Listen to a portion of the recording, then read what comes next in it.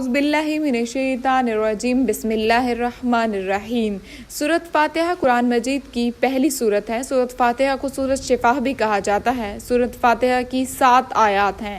الحمدللہ رب العالمین، سب تعریفیں اللہ تبارک و تعالیٰ کے لیے ہیں جو تمام جہانوں کا پالنے والا ہے۔ الرحمن الرحیم، بڑا مہربان، نہایت رحم کرنے والا۔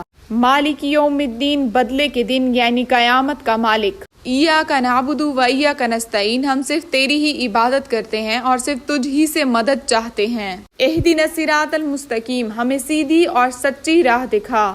صراط الذین انعمت علیہم، ان لوگوں کی راہ جن پر تو نے انعام کیا۔ غیر المغضوب علیہم ولا الضالین، ان کی نہیں جن پر غضب کیا گیا اور نہ گمراہوں کی۔